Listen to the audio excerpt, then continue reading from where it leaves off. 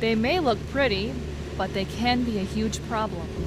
Because of the eastern red cedar take over the grasslands, supposed to be a prairie rolling grasslands with some scattered trees, but when the eastern red cedar becomes a monoculture, it's no longer good for wildlife, and it certainly isn't good for livestock grazing. The burning usually starts in early spring till late spring. This group was started in about 2002.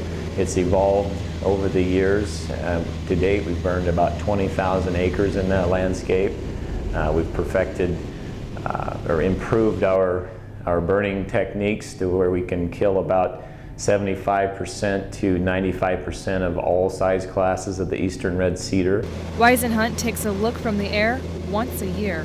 One of the reasons to look at this from the air is to be able to develop a big picture of the impact that we are having, have some measurable impact.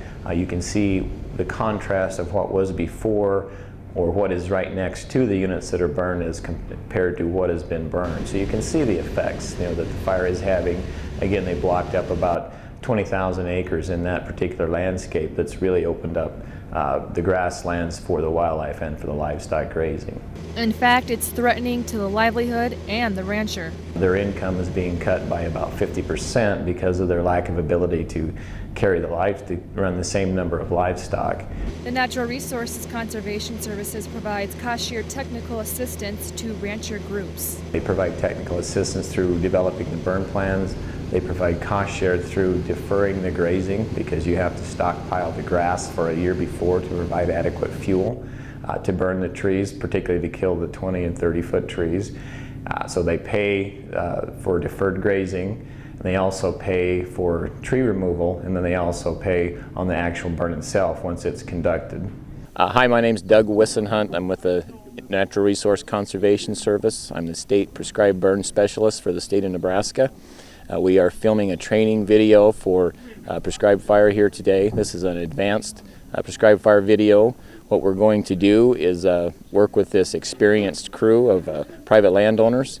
They belong to an organization called the Lusk Canyon Rangeland Alliance. They've been burning for about 10 years in this landscape and have evolved some techniques to really increase the mortality on the eastern red cedar, up to 95+% on some of the burns with various techniques. Also have employed various suppression techniques to make sure these kinds of burns stay in the unit, because we are creating significantly advanced fire behavior with some of these techniques, and again we've had to evolve techniques to hold these. This pocket here, and then surely that'll make a hell of a black line, won't it?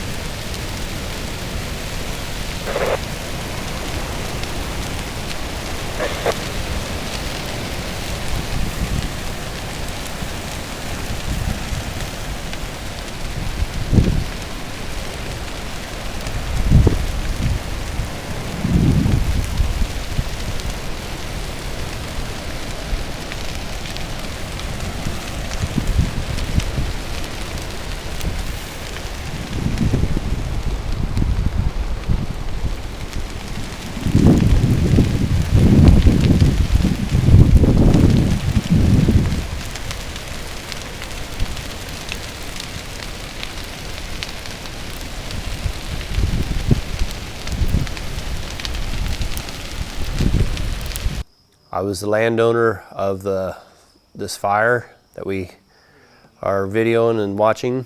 The purpose of the fire was to control the cedar trees, to increase the grazing, and to make rounding up a lot easier of the cattle. In preparation of it, we try to have a 40-foot cut mowed area for a burn line. When we go ahead and start the fire, we will burn in on part of this area that's cut, so we don't have the tall grass falling over onto the area, and it makes it easier on the guys that's running the hose on the slip-in units. Ideally, we have 3 slip-in units, the lead engine and 2 follow-ups. The lead engine will go ahead and spray a wet line in on the mowed area a ways, and push the fire towards the fuel. After they ignite the fire. Then we have the second unit come along and re-wet the wet line and push the fire towards the fuel. Then we'll have a follow-up third unit come along and spray the cow chips, smoldering cow chips and such.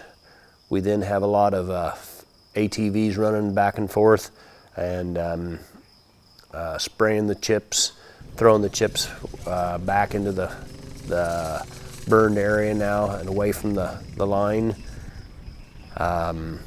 Ideally, if it's flat enough, we'll have a UTV pulling a harrow to go ahead and break up the smoldering chips and establish a good line that is not being could be ignited. After the fire is over, we'll go ahead and have the landowners will patrol heavily for the first 24 hours. Then we have had smoldering trees out internally. We'll go ahead and light up maybe 3 days afterwards, but where all the fuel and stuff around it's all blackened for, could be 100 yards, could be half a mile away. We have no problem of rekindling a fire and getting away from us, but we do patrol for a while afterwards to make sure that there is no chance of getting away from us, rekindling and getting away from us. We have noticed that the quail and pheasants are coming back in, and we're eliminating some of the hiding spots for the white-tailed deer, and we've noticed that the muleys are coming back a little bit better again. So it's been an enhancement for the wildlife. It's increasing our stocking rate for the cattle, and all around it's just a very good tool to use. When we first started our burning years ago, there was a lot of trial and error. We've been at it now for about 10 years, and it seems like we're learning something still at every burn. On Harlan Grunnens here about, I think it was end of March. Basically, my function as a burn boss is I control the daily operations of the burn. I line up the crews from start to finish. I assign personnel to their certain areas. Try to fit those with their expertise. And then once we do that, I get that completed, we start with a briefing in the morning to let everybody know what their jobs are and how the burn was supposed to be ran. Line up and we'll get our torches and everything else checked out that we haven't got ready, and radios, whatever it is, haven't picked up. First of all will be Team West. Your lead ignition will be Gary and Sid. Trail engines will be Nick and Marvin. Third engine will be Britt and Vernon. Ignition crew on the west side will be Quentin, will be lead igniter, and Harris will be following up with him, and then Doug, he'll be mopping up, helping strip while we're there on that downwind side. ATVs, lead ATV man will be Alan. Once we get started, we get fire on the ground, I monitor each personnel, make sure that they're doing what they're supposed to, make sure that everything is somewhat running smoothly. We have usually run somewhere from 30 to 50 guys on the burn crews per burn. So it's kind of a task in itself, monitoring all the people. I basically run from side to side, trying to control what is going out throughout the burn day. If we need certain help at other places, I try to relocate people. It was kind of a more difficult burn towards the north side of it, on the downwind side. We had to strip out the north side of it. There's a lot of steep terrain on the north side, and the lines were pretty narrow. We took narrow strips across the end, tried to build our downwind line to withstand any large flames coming towards.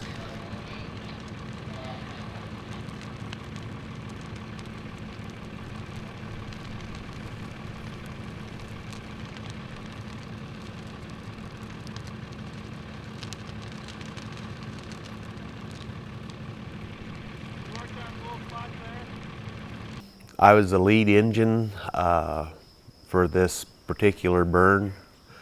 What my crew, my helper and I did was we lay down a wet line, and they would come back just directly behind me and start a fire.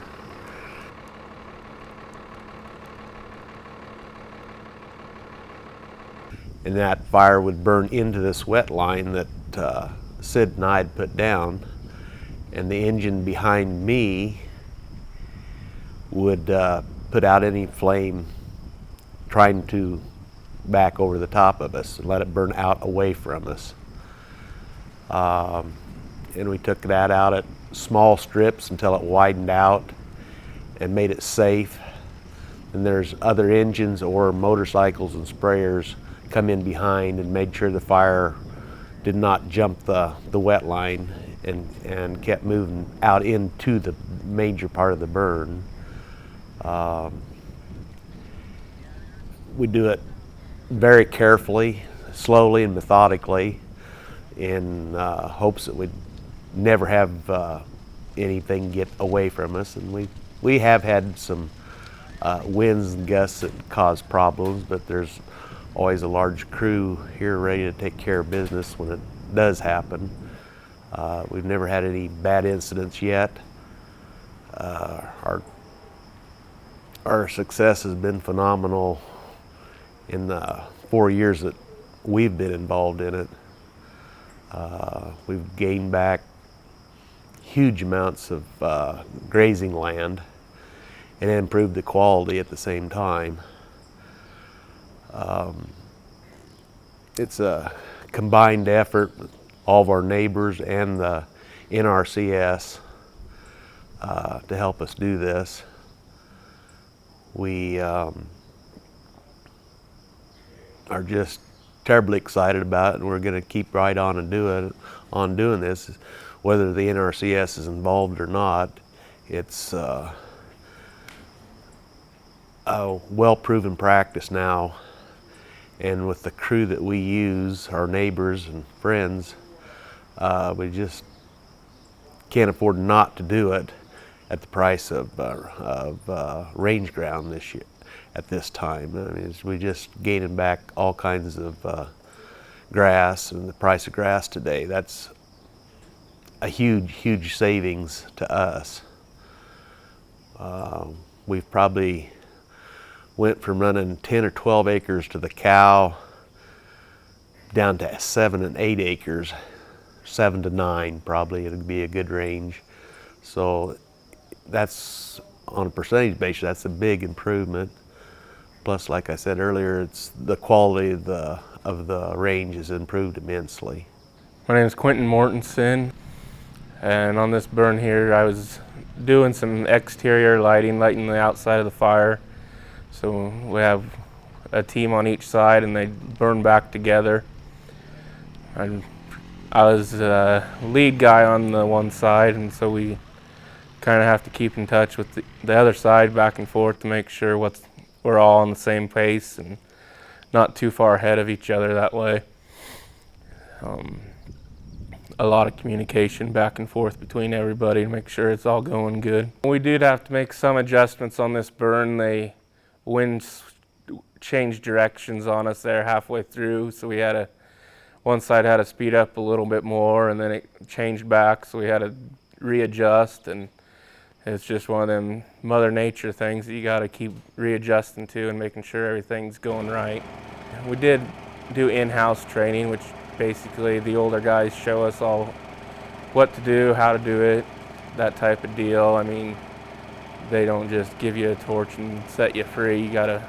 They have someone there with you the first 2 or 3 times, teaching you how to do it, making sure you understand, and after a while you get to start training other people, which I don't know.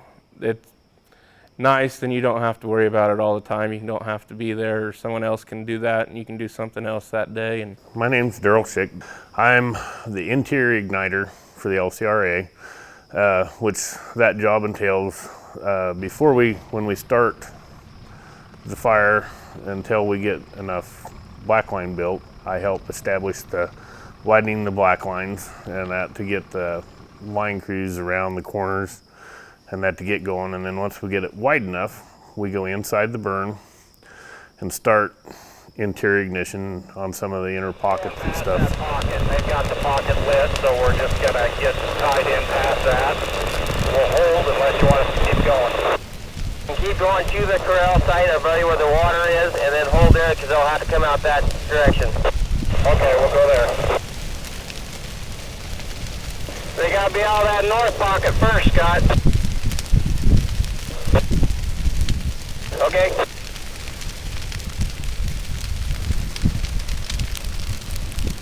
To help increase our intensity and heat to help kill the trees. We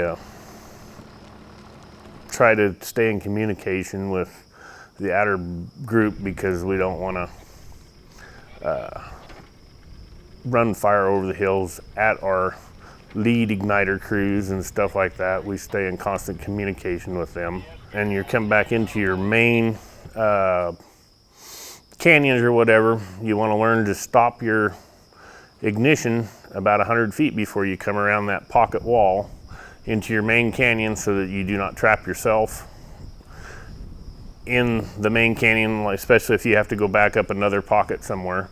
And that, because that way it'll allow you time before that fire walks across the canyon, and that to be able to get out safely and